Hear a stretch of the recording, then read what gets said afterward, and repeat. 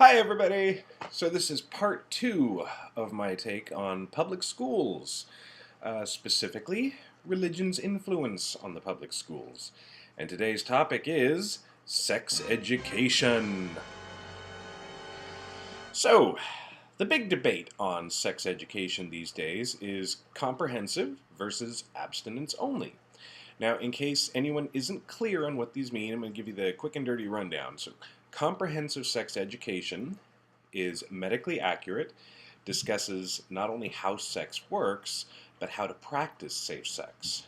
It covers abstinence, contraceptives, pregnancy, and it encourages a positive psychological view of sexuality. Now, abstinence only until marriage, or sometimes just abstinence only, it may give a brief rundown of the biology, but then it pushes abstinence as the only way to be sure of avoiding sexually transmitted infections and pregnancy. It also generally states that a monogamous long-term relationship within the context of marriage is the only healthy form of sexuality. Usually, or it often includes virginity pledges, usually discusses STDs in graphic detail, along with making the claim that sex out of wedlock has devastating psychological effects. Uh, while not technically part of this program, it usually includes quite a bit of misinformation, basically designed to scare the kids into not having sex. The idea behind comprehensive sex education is that it gives teens the knowledge necessary to make good, safe decisions regarding sex. And the research says it's working. The rate of teen pregnancy has been falling steadily. As of 2013, the overall rate was down to about 2.64%, which is a record low since the CDC started tracking it. Uh,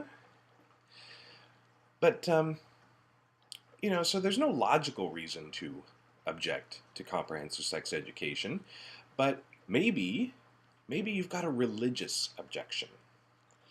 Well, if that's the case, I'll bet you've got an objection to abortion too. So, here's what happens when teen pregnancy rates drop.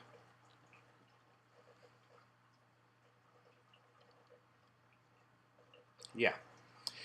Look, I could throw statistics and charts and graphs and studies at you all day on this, but it's really very simple.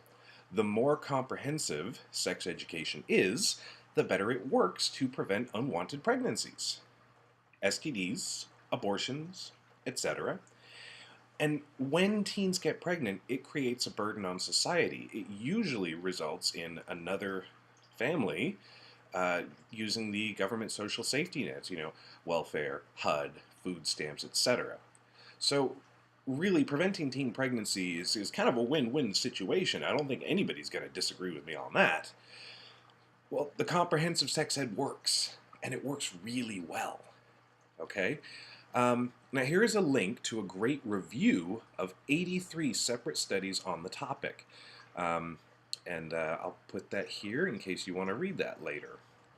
Now, the idea behind abstinence-only programs is that it should keep teens from engaging in risky behaviors at all, and should therefore reduce teen pregnancy and STD rates.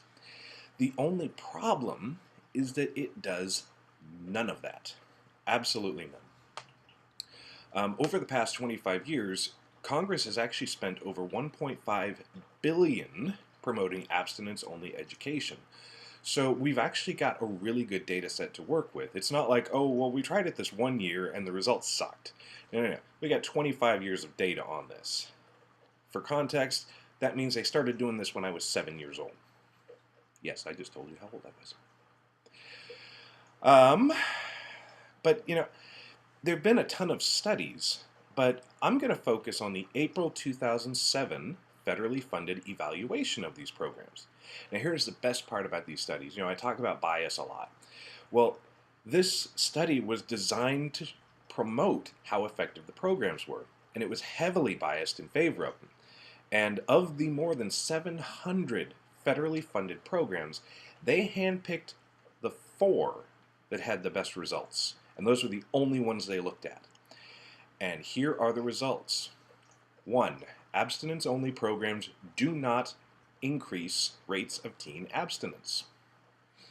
Students in abstinence-only programs had a similar age of first sexual experience and a similar number of partners when compared to students not in the programs. Abstinence-only programs do not decrease the rates of STD infection or teen pregnancy. Students who took virginity pledges, which are part of a lot of these programs, did delay sexual activity for about 18 months longer. Since we're talking about teenagers here, 14 to 19, an extra 18 months is falling kind of short of the goal of not until marriage. But when they did start having sex, they were significantly less likely to use contraception, and as such, they were at greater risk for STD infection and transmission. They were also less likely to seek medical testing and treatment in case of something happening. Virginity pledgers were also significantly more likely to engage in oral and anal sex. Communities with 20% of young adults having taken virginity pledges actually had a significantly higher rate of STD infections.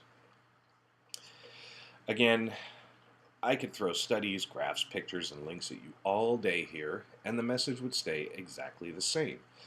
The short version of this is really simple.